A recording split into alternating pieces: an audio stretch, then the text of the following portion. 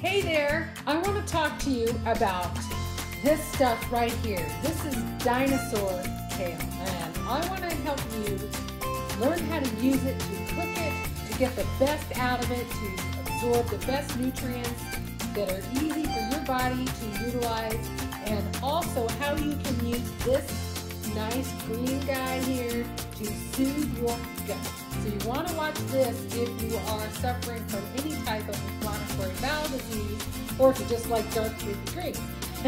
So there are many great reasons why to eat dark leafy greens. So first, what I'm doing is I'm just de-stemming them. I'm just removing the stems. I've already washed, the leaves pretty well. You want to rinse them in water always, and I'm just kind of grabbing it by the end and then pushing up to just take off the stem. So if you have weak digestion, you have a hard time digesting fiber, if you have an inflammatory bowel disease, you're definitely not going to want to eat the stem. So you're going to remove it. If you have hearty digestion and you really like the crunchiness of the stems, well, be my guest. I don't like them because I think they're just too bitter. And all of the nice stuff is in these leaves, the chlorophyll, that's where it gets its dark color. That green color is from the pigment chlorophyll, and it is like the blood of the plant. So because it has magnesium ring in its molecule instead of like iron that we have in our red meat cells. So the kale definitely helps with your blood, cleanses the blood. It is beneficial for our bones, and better than anything because it has calcium and magnesium and iron. It has vitamin K. So in knowing that it has vitamin K, if you're on certain medications, you're going to maybe have to avoid eating this or talk to your doctor first, because there could be some interactions, with some anticoagulant type of medications. It was different than the curly version. So as you can see, it kind of looks a little bit softer. So when I'm thinking about softness for the gut, feeding the gut. Okay, so what I have going on over here is I'm boiling some water. So I am going to blanch this. And when you blanch your greens, you just put them in the boiling water for, a couple minutes. Of course, if you're doing spinach, it just wilts up very, very quickly. Like put it in and you pretty much have to take it out. But with collard greens, you cook it for a little while. And for kale like this, you cook it. Let me see if I can stem all of this. So anyway, you put it in for maybe a couple minutes, but just watch it because you don't want it it won't lose its color. What happens when you blanch is it retains the color, and then you can just store it in the refrigerator after you blanch it, and then take it out as needed and cook it. That way it lasts longer, because if you buy dark leafy greens, it doesn't last long in the refrigerator, right? I mean, you really need to eat it while it's fresh when it starts losing its color. I'm just going to do some of these because I just wanted to show another quick option for steaming. So, of course, you can stir fry, roast, oven, bake, blanch, and I'm just throwing these in here for, we'll just stir this around. Not going to take too long. And to retain its color, it'll be easier to cook as you need it, to put it into stir fries and soups or stews, or eat it as is, or put it into a blender and smooth it up. So we are going to blend this for some digestive health, and then also we're going to saute some in like butter. Oh, I should have had the butter out, so hang on there. Let's check this out. See how this is going. It's almost ready. It's just getting, it's just getting soft enough. You want it to be kind of lamp, but it's still bright green. Let's see if I do it right. If not, we'll cook. We're just going to get this warming up. So the way to cook kale and to help the bioavailability of its nutrients that are encased within these chlorophyll leaves is to cook it with a beneficial fat.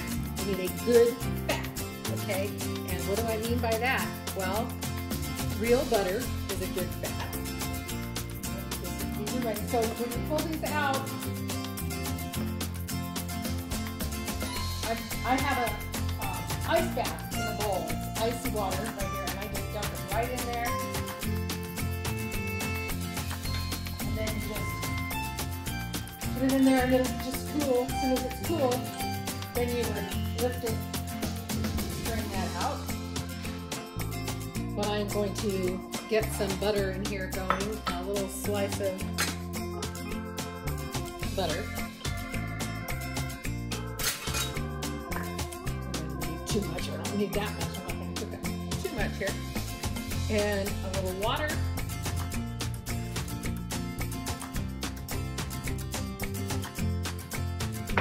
That'll help steam it in this. Okay.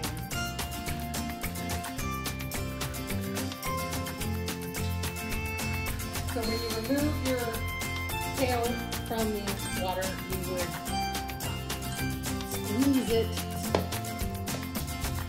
You can squeeze the water out using like a towel or a cheesecloth, something like that. I'm just setting it in here, and I'm going to go ahead and do that while that butter is melting right there.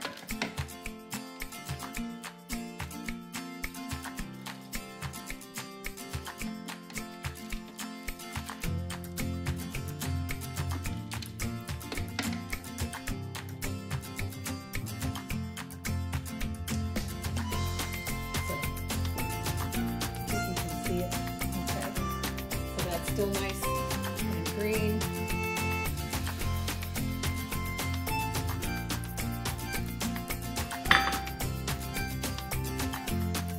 Just squeezing it right out into the sink. And it really cooks quite a bit. You see this ball kind of looks the same as when you buy a little pack of frozen spinach. Which, by the way, frozen vegetables do retain most of their nutrients, so you can't do fresh, you can do frozen. So there's that, and then you can chop that up. You can put that right in a baggie and then put it in the refrigerator to save it.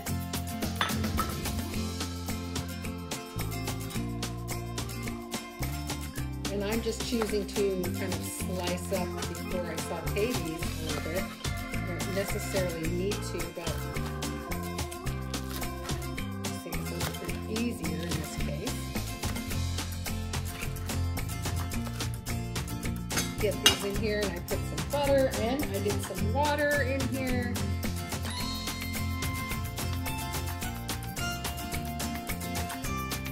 And so you can add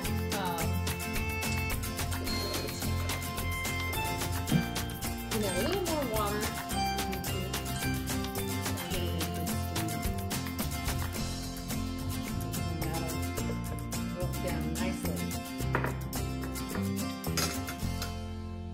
So,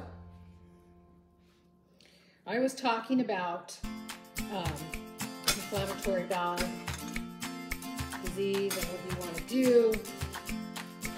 I'm just going to chop that up in one piece. See how I can just chop it?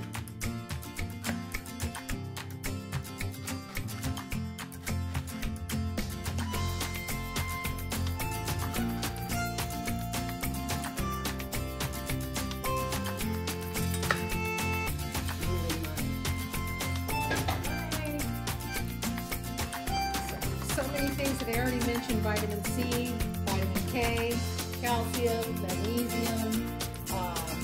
If you have a problem with like colitis or Crohn's, you might want to do a mono diet, meaning that you eat kale. And you eat this where you might need to blend it up. You know, everybody is different in where they're at with how bad the flare-up that they're in or disease process. So if any type of fiber actually can send them into the reaction. They can feel it when you have like ulcers in the colon.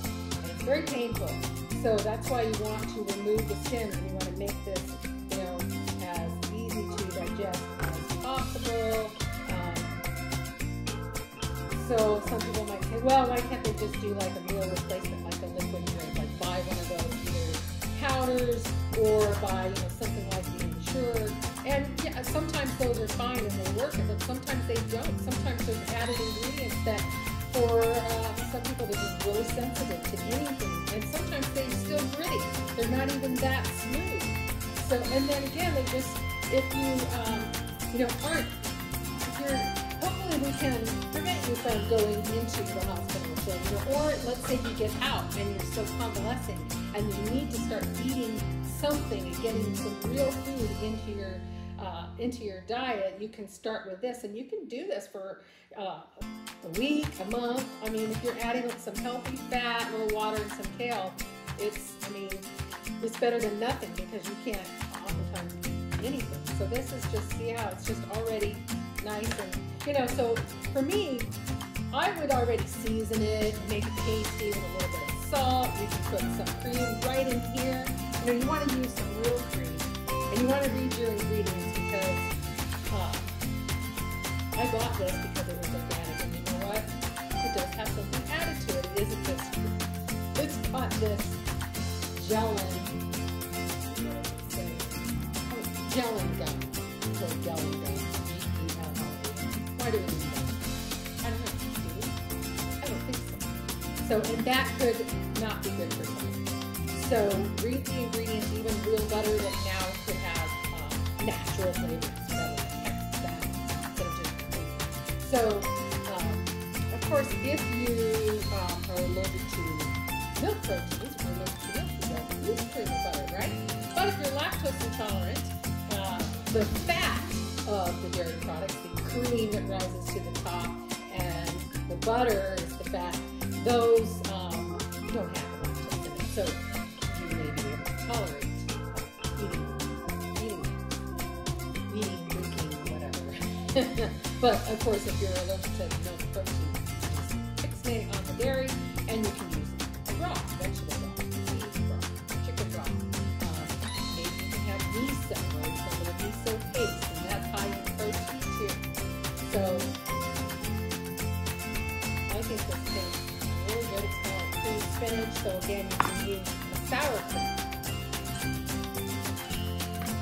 Again, I would just leave out the seasonings if I was trying to do a mono diet and to restore some gut function to calm my gut. I would just eat it just like this. You know, maybe no butter, maybe a little, you know, everybody's different. Eating is an individual kind of thing, and not everybody has the same problems, and what helps one person may not help another person when you have even the same diseases. We can often find out, right? So that's how I would eat it. But you can go ahead and stick it in the blender here. And so it's cooked. So this is not raw. Again, if you have an issue, and I think even most people should really be eating mostly cooked food because we don't really absorb, we don't extract a lot of these nutrients from uncooked vegetables. So if you think you need a little more liquid, you can add a little more water because, you know, if you're blending it up, I'm just going to add a little bit more.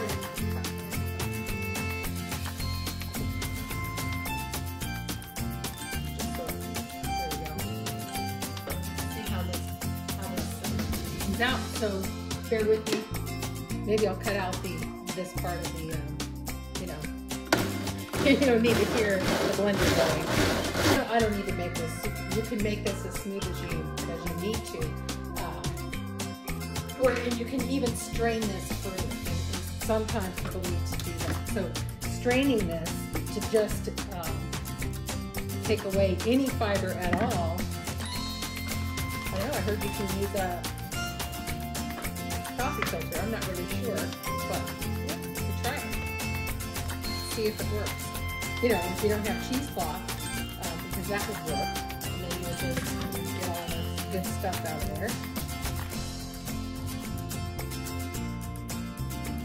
I spilled some. That's why that fell in there, is because I spilled it. Nah, it kind of rips. But anyway, it works a little bit. But you would use a cheesecloth or a towel.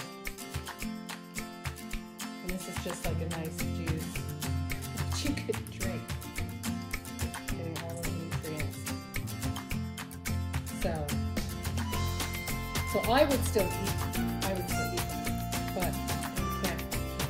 And then as you feel like you're feeding, then you start to eat the puree version of the kale. So I'm going to just get spoon and taste it.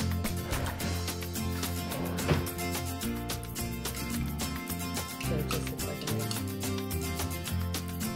green juice. It's like kale juice. So, what fats should you cook with your kale? Avocado. Right? So I already mentioned cream, avocado, butter. These are just ideas. Use what's best for you. I have some other things over here. Organic coconut milk. Okay, and so this is not from the refrigerated section. This is this is organic, and I did read the label on this one. And ingredients: organic coconut milk, organic coconut filtered water. Okay, so if you think you're being healthy by drinking coconut milk, think again, because you may not be, right? It may not really just be coconut milk. Don't use almond milk, please. Too high in oxalates. There's not enough protein in the almond milk, and the almond crops just use way too much water. It's one of my least favorite alternative milks. If you're going to do an alternative milk, rice milk is pretty good, but it doesn't have like the protein or the really good fat like coconut milk, but it's just generally pretty safe and easy to take on the gut. And then coconut milk, and then you can use some extra virgin olive oil. Oh, and maybe some organic apple cider vinegar, the kind that has the mother in it, right? You have to shake it up because the vinegar also helps with. And so like a tomato product, an acidic kind of product, apple cider vinegar. This is just a balsamic, so it's just another vinegar, so that could taste really good in your dark leafy greens. So make sure that you're cooking it. You know, you steam it or you blanch it, and then when you're ready to eat it, you can saute it or blend it up with some kind of a good fat to help you enjoy it and to help your gut enjoy it. So let me know how this works for you. If you have any questions, post them below. Please like and share this video because I think it's important. I think that we do not eat enough leafy greens. We need 4 to 5 cups of cooked. Cooked is better, easier for our gut than the raw version, although sometimes they're good when you're hot and you need some cleansing. But in this case, I am talking about nourishing and calming the gut, which we definitely need cooked. So eat 4 to 5 cups a day of dark leafy greens and vary it. So, but this was just a version talking about the dinosaur kale. So thank you, and I'll see you next time.